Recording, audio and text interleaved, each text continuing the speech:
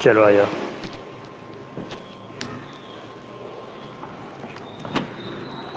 तो अभी हमने तुम्हें पहले टाइप की माध्यिका पढ़ा दी, जिसका नाम क्या था?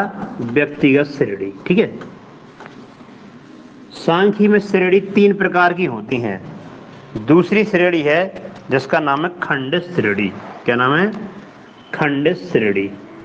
ठीक है, खंडित श्रेणी, या इसी को कहते हैं हम अवर्गीकृत श्रेणी, मतलब वर्ग नहीं होते हैं, अवर्गीकृत। ठीक है, अवर्गीकृत श्रेणी।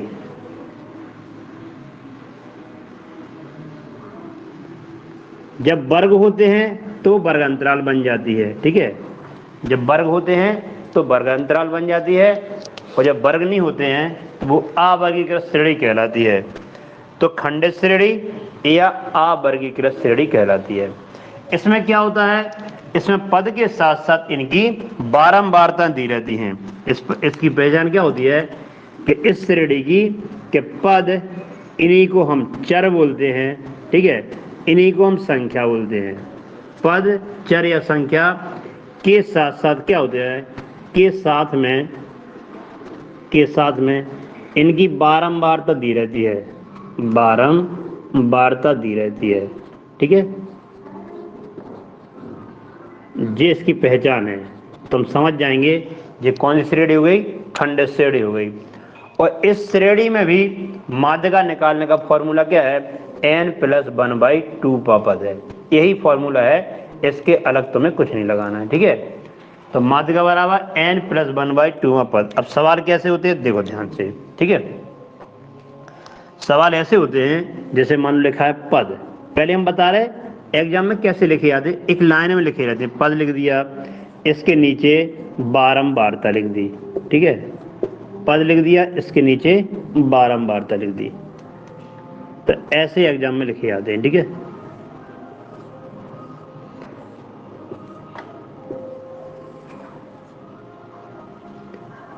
तो देखो खंडित मतलब क्या हो गया? खंड बन गए। अभी खंड नहीं बने थे, अभी केवल और केवल तुम्हारी सीधी सी संख्या लिख दी, पद, और ये हो गया उनकी बारंबारता। जैसे मान लीजिए 4, 6, 7, 9, 10। ठीक है, और 13। इनके नीचे लिखा होगा 3, 4, 3, 5, 1 और 4। ऐसा लिखा आता है और कहा जाता है माध्यिका ज्ञात कीजिए। ठीक है, हमें इनकी माध्यिका ज्ञात करना है। हम कैसे सॉल्व करते हैं? जैसे हमने लिखा पद, हम ऐसे लिखते हैं, पद के नीचे 4, 6, 7, 9, 10, 13। ये हमने पद के नीचे लिख दिए। ठीक है, बगल में लिखेंगे बारंबारता। ठीक है, बारंबारता 3, 4, 3, 5, 1, 4। ठीक है, ये पद हो गए, ये बारंबारता हो गए। तो इस टाइप से ये हमारी टेबल बन जाती है।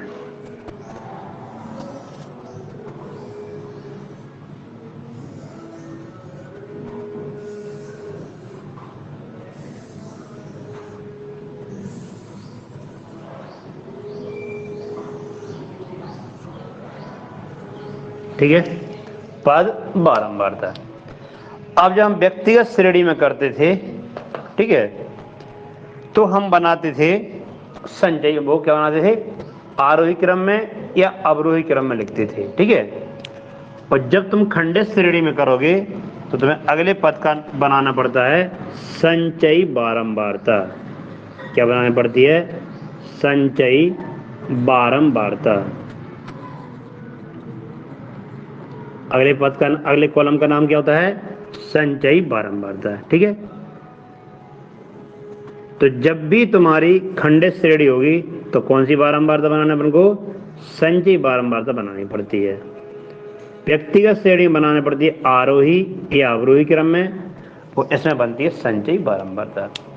कैसे बनती है संचयी बारंबारता? सुनो ध्यान से। ठीक है, जो पहली वाली बारंबारता है सेम टू सेम लिख दो, ठीक है, पहली वाली बारंबारता सेम टू सेम। अब इसको क्रम से इसको लेके इसमें जोड़ दो, तो 3 में 4 जोड़ेंगे यहाँ पे 7 आ जाएगा, 7 में 3 जोड़ेंगे 10 आ जाएगा, 10 में 5 जोड़ेंगे 15 आ जाएगा, 15 में 1 जोड़ेंगे 16 आ जाएगा, 16 में 4 जोड़ेंगे 20 आ जाएगा, ठीक है। और हमारी संचयी बारंबारता सही बनी या नहीं बनी इसका पता लगाना हो तो बारंबारता का टोटल लगा लो कहीं, बारंबारता का जितना टोटल आएगा इसकी लास्ट वाली संख्या के बराबर आएगा। तो एक बार चेक कर लो दोबारा से, 3 4 7 3 10 15 16 और 4 कितने हो गए, 20 हो गए, ठीक है। तो n का मान कितना हो गया, 20 हो गया। अब माध्यिका निकालते कैसे हैं, ये तो बन गई हमारी टेबल, ठीक है। अब माध्यिका निकालने फॉर्मूला वही होता है कि माध्यिका बराबर, ठीक है, माध्यिका बराबर n+1/2 वहां पर, ठीक है। माध्यिका कैसे निकालना है, n+1/2 वहां पर। देखो n का मान कितना है, n का मान तो 20 है हमारा, प्लस के 1/2 वहां पर हो गया, जे 21/2 हो गए बराबर 10.5 वहां पद। अब जब हम पहली वाली श्रेणी की बात करें तो उसमें तो ये था कि साहब 10.5 जो आता था तो 10वां पद और 11वें पद का आधा करते थे।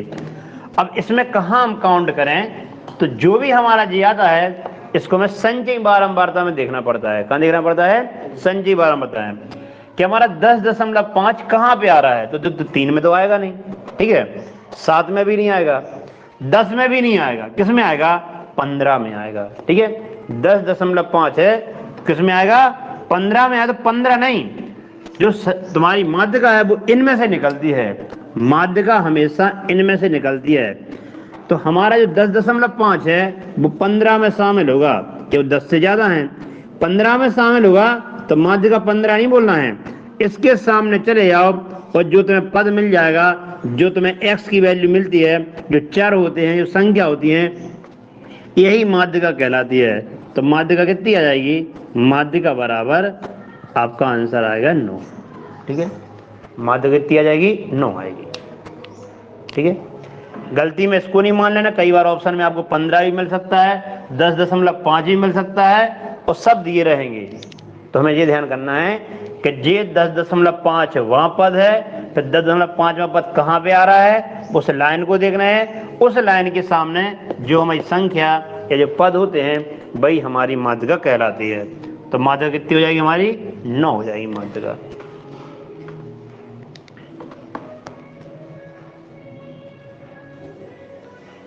जो लास्ट में आएगा उसी से चेक करना है, हाँ ठीक है, जो आपका जी आ जाएगा इसी से चेक करना वाली है।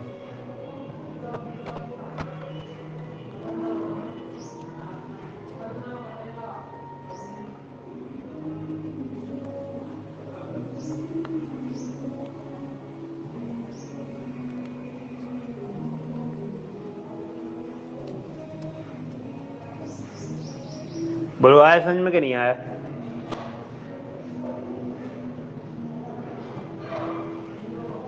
जे कहलाती खंडित श्रेणी, ठीक है।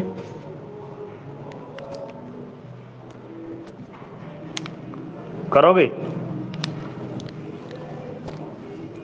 नोट करो जल्दी फटाफट।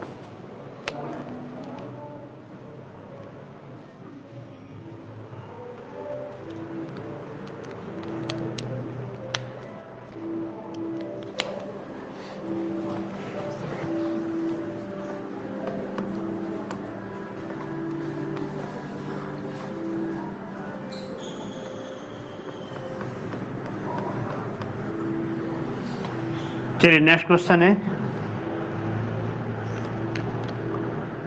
2 4 6 8 10 12 14, ठीक है। 5 10 15 20 15 10 और 5, ठीक है। चलिए अब बताइए इसकी माध्यिका कितनी आएगी, ठीक है। अब तुम्हें बताना इसकी माध्यिका कितनी आएगी?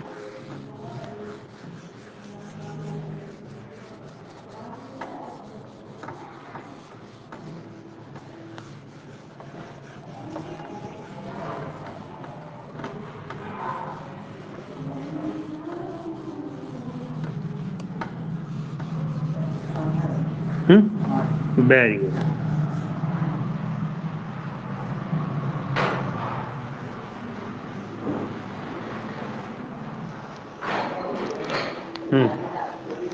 निकालो इसकी मात्रा कितनी आएगी?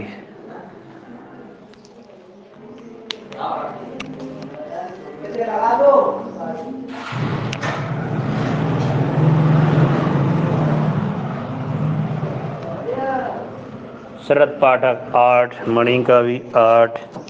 सही है, बिल्कुल सही आंसर है। इसका आंसर आएगा 8।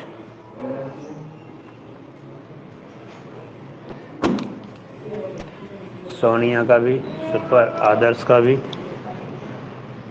तो सांख्यिकी सरल होती है, बस थोड़ा सा एक बार समझना है और इनके क्वेश्चन बनने लगते हैं। बस श्रेणी को समझ जाओ, 3 कैटेगरी में बटी होती है। हर टाइप के हमने समांतर माध्य पढ़े थे, उनको भी 3 कैटेगरी में पढ़ा था। माध्यिका है वो भी 3 कैटेगरी में रहेंगे।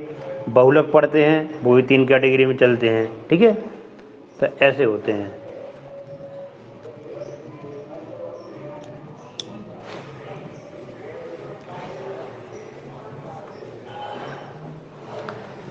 चलो एक और करोगे। अब कभी कभी ऐसा भी लिखा जाएगा, जैसे ये है, पद बारंबारता नहीं लिखे रहते हैं। इसका आंसर 8 है। ठीक है, इसका आंसर कितना आया? 8 आया है। ठीक है, अब ऐसे लिखे रहते हैं, मान लो यहाँ पे लिखा आएगा मजदूरी। क्या लिखा है? मजदूरी। यहाँ पे लिखा आ गया मजदूरों की संख्या। ठीक है, मजदूरों की संख्या। यहाँ पे लिखे मजदूर और यहाँ पे लिखा है मजदूरों की संख्या।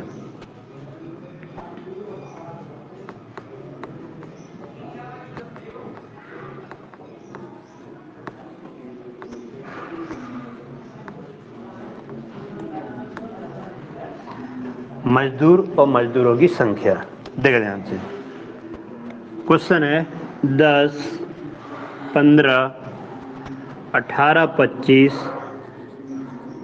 ठीक है, 30, 35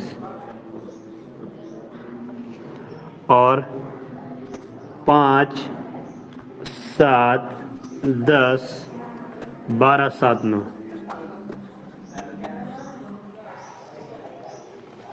बताओ इसका आंसर। इसकी मात्रा कितनी आएगी?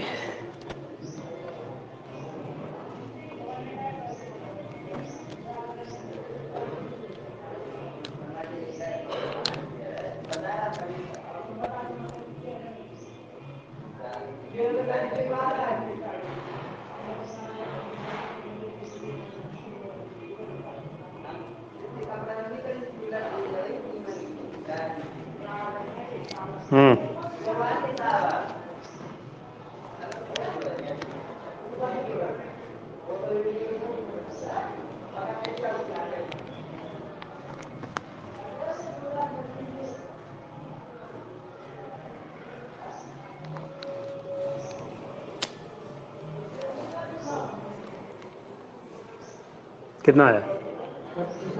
वेरी गुड, सही है। 25 द राइट आंसर।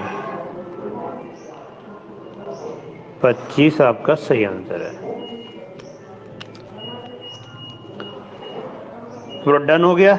चलो एक सवाल तुम्हारे लिए होमवर्क में देते हैं। कल पढ़ाएंगे तुम लोगों को हम इसकी अच्छी वाली श्रेणी जो होती है, वर्ग अंतराल वाली।